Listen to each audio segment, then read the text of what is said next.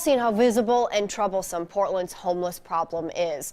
With all the government is doing, why though isn't the situation getting much better? Yeah, can Portland learn from other cities who've had success? Well, Tim Becker went all the way to Salt Lake City, where the number of chronic homeless has been reduced by a whopping 90%.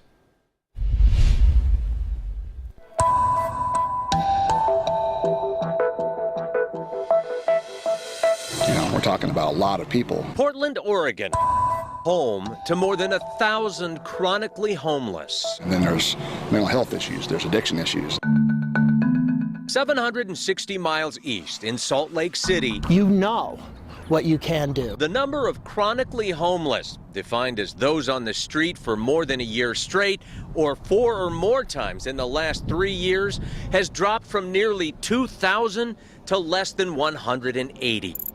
Generating headlines, praise, and interest from across the country. So what are they doing differently here in Salt Lake City? Where are they succeeding that Portland is failing? I think part of it is we just stuck to it.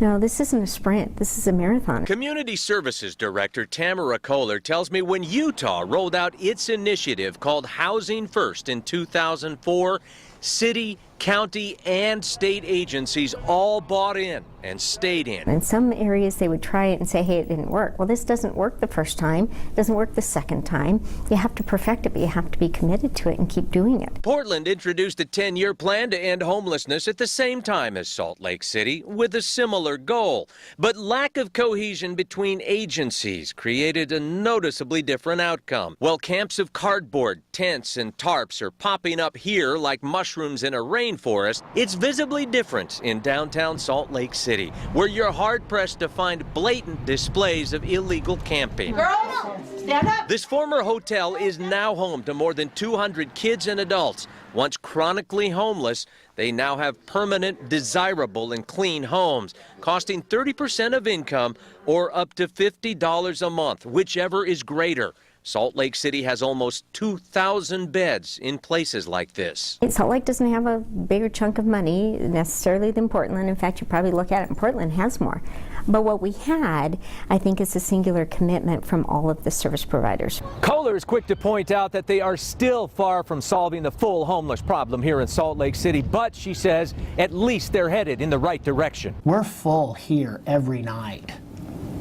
We don't have empty beds in this shelter. Matt Minkovich, So what are we going to do about this? runs the biggest shelter system in Utah, where they have over 500 more beds than Portland. He'll be the first to tell you they still have a homeless issue. We have the same issues that you have in Portland with respect to heroin usage and street drugs, criminal activity. But he also says agencies there all agree it is less expensive to house the most vulnerable than leave them on the street, where service costs annually run $30,000 to $50,000 a person. I think that the people of Portland, the people of Salt Lake City, the people of New York City and LA all value having people off of the streets, all value having the poor's suffering alleviated. For me, it allows me to be my own self. 24-year-old resident Alex says that humanized and individual outreach is a huge part of what makes Salt Lake's model successful, one that puts attainable housing above all else. The homeless population needs kind of a human trust and interaction with outreach to actually make some inroads to move them into housing or even into shelter,